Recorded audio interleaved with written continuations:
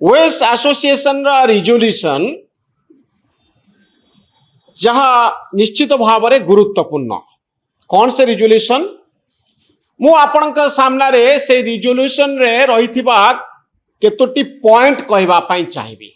Immediate arrest of the prime accused and kingpin Shri Jagannath Pradhan who is reported to be behind the attack. पूरा घटना पछरे जो नेता अछंती जहाँकर ना होची जगन्नाथ प्रधान तांकु तुरंत गिरफ कर ए होची ओएस ऑफिसर संघर दाबी। सारा ओडिशा रे ऑफिसर माने काम छाड़ी देइछंती, सरकार को ऊपरे चाप पकाउछंती। वर्षा दिन अनेक जगह पानी आसीबा, तली अंचल बुड़ीबा, बन्या हवार खबर इतिमध्य आसी सारी। आउ सेतिकी बेले ओडिशार प्रशासनिक सेवारे थिबा ऑफिसर माने छुट्टी रे जाउछंती। आउ गोटे डिमांड दउछंती जे बीएमसी रो ऑफिसर को माड़ घटना रे जगन्नाथ प्रधान को गिरफ्त करा जाऊ। द्वितीय कथा तो अनेक रही provision of adequate security for all field level executive officers including tahsildar, sub collector, BDOs and EOs immediately to ensure their safety while discharging official duties. एमानंकु सुरक्षा दिया जाओ नॉर्मल दाबी करा जाए। प्रथम दाबीटी गुरुत्वपूर्ण जे जगन्नाथ प्रधान को गिरफ्त कराओ। सरकार चापरे अछंती। जगन्नाथ प्रधान भुवनेश्वर नेता जहां को राजनैतिक दायित्व बीजेपी देइची। पूरा भुवनेश्वर राजनैतिक कथा से बुझुचंती, पार्टी रो कथा से बुझुचंती। नेता मंत्री आसिले तांको पई लोका जोगाड़ करिबा, विभिन्न राजनैतिक कार्यक्रम करिबा, एथिरे जगन्नाथ प्रधान को बड़ भूमिका रही। जदियो सांसद अपराजिता षडंगी ये घटना को निंदा करिसेंती एवं एभली काम ठीक नुहे बोली कहिसेंती। एथि भितरे गोटे कथा हेउची जे भुवनेश्वर रे तथा ओडिशार नेता माने भारतीय जनता पार्टी रो तुंग नेता मानक भितरे जगन्नाथ प्रधान को नहीं दुईटी मत रही।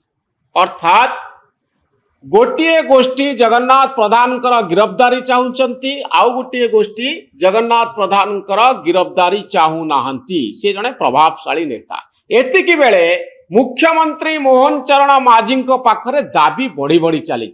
ओएस ऑफिसर कहउचंती आमे काम करिबुनी। भुवनेश्वर म्युनिसिपल कॉर्पोरेशन कर्मचारी माने ऑलरेडी आंदोलन रे अछंती। गत काली ठारू ओडिशार अनेक जगह रे ओएस ऑफिसर माने आउ काम करू नाहंती। तो प्रश्न हेउची जे ए क्षेत्र रे कौन करा जिबा जरूरी। मु आपण को केतोटी तथ्य दवा पाई चाहिबी। को ग्राउंड रे आपण जगन्नाथ प्रधान को गिरफ्त करि पारिबे। कन्स्पिरेसी षडयंत्र। से निजे जाई ऑफिसर को माड़ा मारी नांती, तांको घोषारी नांती, तांको किडनैप करि नांती। तांको ना कई किछि व्यक्ति एई भली काम करिसंती जो माने जगन्नाथ प्रधान ना नहीं। एक कथा एफआईआर रे उल्लेख रही। एफआईआर रे कौन रही? एफआईआर रे रही जे जगा भाई को आपण फोन करथिले कि नहीं एक कथा कहले तापरे मते घोषाले। अर्थात जगन्नाथ प्रधान ना आसी जाउछि। आ भितरे आउ गोटे आउ दुईटी कथा संपृक्त। निजे जगन्नाथ प्रधान कहउचंती जे मते officer Janak Ratnakar Sahu additional commissioner सी निजे मते अपमानित करिसंती। से मोर कर्मी मानक अपमानित करिसंती। सी मध्य मानितंती जे जो माने जाइथिले बीएमसी ऑफिस को ऑफिसर को बाड़ेबा पाई से माने सब आमर कार्यकर्ता, से माने क्लोज जगन्नाथ प्रधान कर।